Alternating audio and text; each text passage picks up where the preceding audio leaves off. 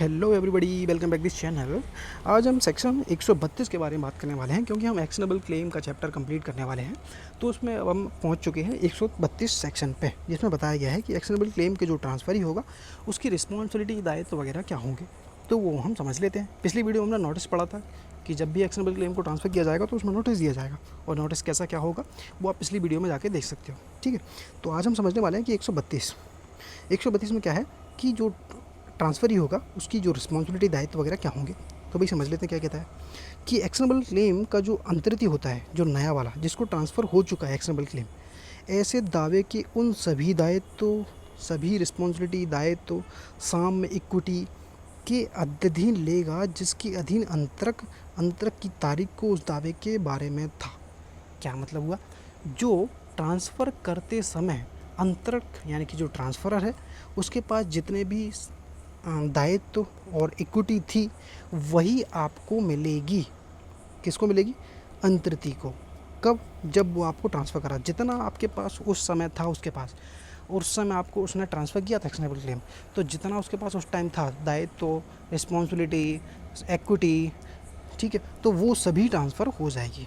ठीक है, अब इसके जो ये आप खुद पढ़ना चाहो तो पढ़ लेना, मैं थोड़ा आगे डिटेल में बता देता हूँ क्योंकि ये तो आप खुद भी पढ़ सकते हो। ठीक है, तो इसको और समझते हैं क्या कहने के बाद क्या मतलब है कि एक्शनेबल क्लेम का जो दायित्व का मतलब यह है कि जब कोई एक्शनेबल क्लेम एक व्यक्ति से दूसरे व्यक्ति को ट्रांसफ़र किया जाता है तो जो नया मालिक होता है यानी कि जो ट्रांसफ़री है उस एक्शनेबल क्लेम से संबंधित सभी दायित्व और इक्विटीज़ को इसी तरह से ग्रहण करेगा जैसे पहले मालिक के पास थी।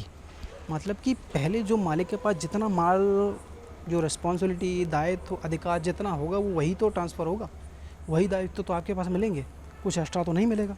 जितना उसका बनता था उतना आपको बनेगा। कि ट्रांसफ़र का मतलब भी होगी ना, जितना उसके पास था उतना आपके पास आ गया, ख़त्म बात। ठीक है, बन क्या कहता है? दायित्व। ट्रांसफ़री को उस दावे यानी कि एक्शनेबल क्लेम से सभी मौजूदा साम्य दायित्व को उसी तरह संभालना होगा जैसे कि ट्रांसफ़रर को करना पड़ता।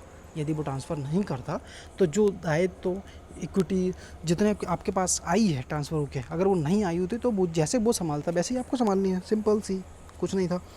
अब आगे क्या कहता है? धारा का मुख्य सिद्धांत यह है कि ट्रांसफ़री को ट्रांसफ़र से बेहतर अधिकार नहीं मिलते।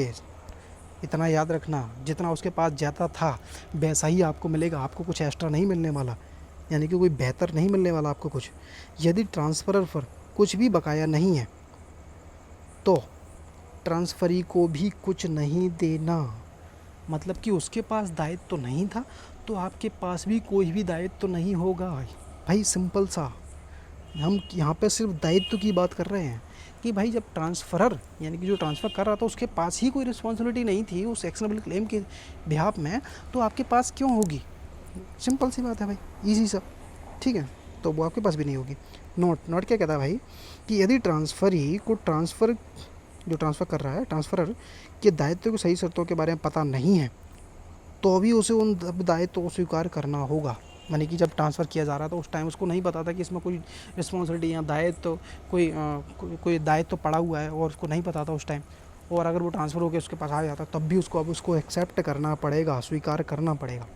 ठीक है, इतना याद रख लेना। और ये हमारे 2 एग्ज़ाम्पल हैं, इनको पढ़ना चाहो तो आप पढ़ सकते हो। वैसे इसमें कुछ था नहीं, जितना आपके पास होता है वही ट्रांसफ़र सामने वाले को हो जाता है। ठीक है, छोटा सा सेक्शन था, इतना डिटेल में जाने की ज़रूरत नहीं है, फिर भी मैंने आपको इतने नोट्स थोड़े डिटेल में बना के दे दिए हैं। फिर भी जो आपके क्वेश्चन हो सकते हैं वो आप कमेंट करके पूछ सकते हो, और जो कन्फ्यूज़न हो सकते थे वो मैंने आपको यहाँ पे लिख के दे दी है। ठीक है, वीडियो पसंद आया तो वीडियो को लाइक करना, चैनल को सब्सक्राइब ज़रूर करना। कन्फ्यूज़न आए तो आप पूछ सकते हो, पिछला वीडियो देख सकते हो। एक्शनेबल क्लेम की डेफिनेशन नहीं समझ में आई तो भाई एक और बता देना, मैं एक और वीडियो बना दूँगा थोड़ा और ईजी करके। ठीक, तो वीडियो को लाइक और चैनल को सब्सक्राइब जरूर करना। Thank you.